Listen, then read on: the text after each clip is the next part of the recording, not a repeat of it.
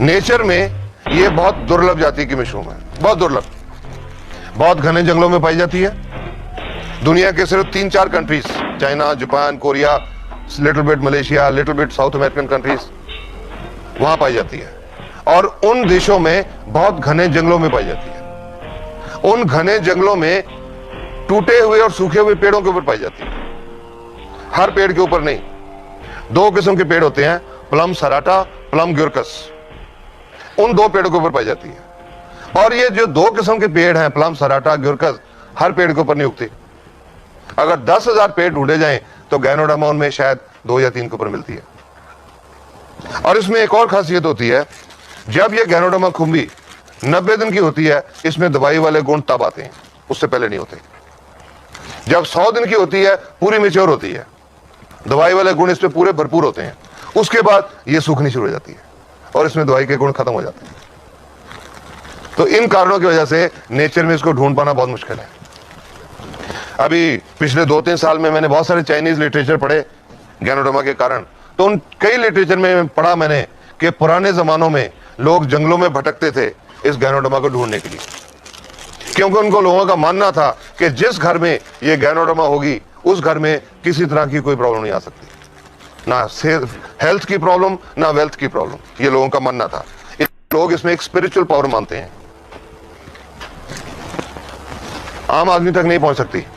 पर ये एक आदमी हुए, ये फोटो देख रहे हैं, डॉक्टर लिम सोजन, आई शो यू हियर। लिम सोजन ये चाइनीज मलेशियन है, मलेशिया में रहने वाले हैं। एक खानदानी वैद्यों के परिवार से संबंध रखते हैं। बचपन से इनको कुछ खुम्बी में दिलचस्पी हो गई। डॉक्टर लिम को बहुत इंटरनेशनल अवार्ड मिल चुके हैं। 2001 में मिला था मैन ऑफ द मिलेनियम, इस युग का आदमी, कि उन्होंने ये जो गैनोडर्मा को इंसान तक पहुंचाया।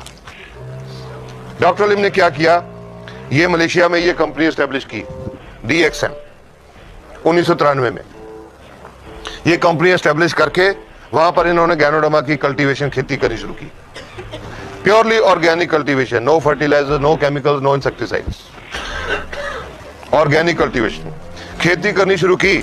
और जब 100 दिन की हो गई तो इसको काट लिया। ये DXN की एक 100 दिन की ये मैच्योर मशरूम है, कंप्लीट मशरूम, ये एक्चुअल मशरूम है। काट लिया, काट के इसका फ्रूट हिस्सा अलग कर लिया, जड़ का हिस्सा अलग कर लिया। इसके अंदर पानी होता है बहुत, इसका पानी सुखाने की उन्होंने एक स्पेशल टेक्निक निकाली, फ्रीज ड्राइंग। आज दुनिया में, क्योंकि गैनोडर्मा के ऊपर बहुत रिसर्च हो चुकी, दुनिया में बहुत सारी कंपनी आज गैनोडर्मा उगा रही हैं। लेकिन जो असर DXN की गैनोडर्मा का हो रहा है, किसी और का नहीं हो रहा। उसका कारण है जो डॉक्टर लिम की इसको सुखाने की टेक्निक है, फ्रीज ड्राइंग टेक्निक। सुखा लिया, सुखा के ये जो उसका ऊपर का ब्राउन हिस्सा है, ये धागेदार रेशेदार हिस्सा है, फाइब्रस पोर्शन, इसमें मेडिसिनल वैल्यू कम है, इसको निकाल दिया जाता है, सेपरेट कर दिया जाता है। सेपरेट करके ये जो अंदर का पल्प, जो गुदा बच गया, उसको एक माइक्रो पाउडर बना लिया जाता है। इसको अलग से, जड़ वाले हिस्से को अलग से, माइसीलियम अलग से, एक माइक्रो पाउडर बना के इनको कैप्सूल में भर दिया जाता है। ये फ्रूट बॉडी से जो कैप्सूल बना, ये जो ऊपर की फ्रूट बॉडी है, इससे जो कैप्सूल बना, इसका नाम है RG या रेशी गैनोडर्मा। इसमें इस फ्रूट बॉडी का पाउडर है। और इसकी जो जड़ से पाउडर बना, गैनोसिलियम, नीले कैप वाली गैनोसिलियम या GL।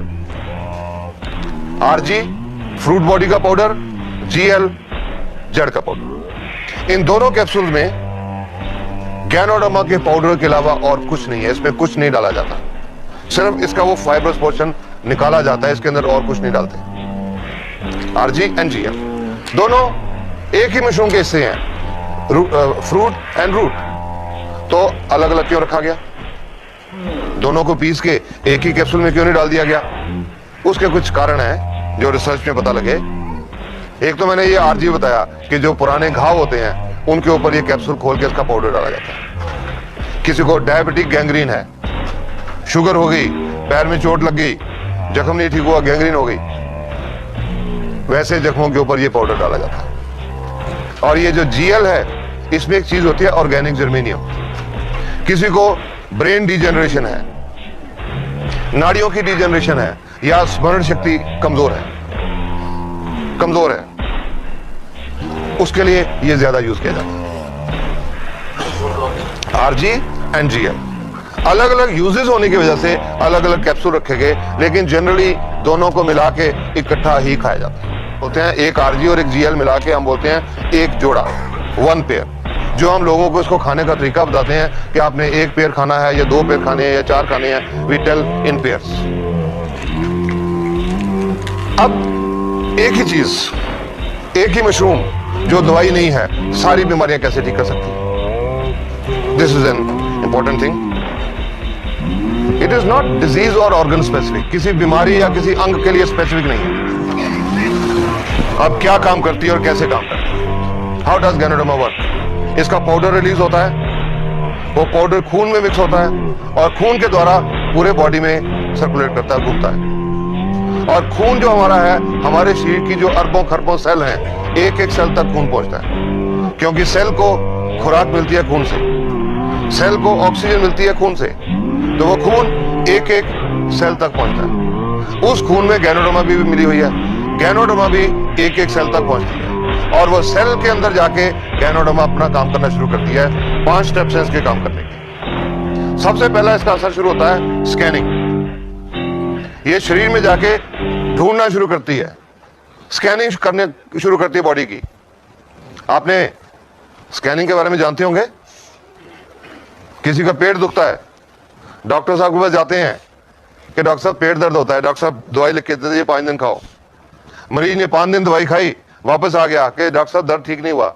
डॉक्टर साहब ने दोबारा चेक करके और एक और दवाई लिख दी, 5 दिन ये खाओ।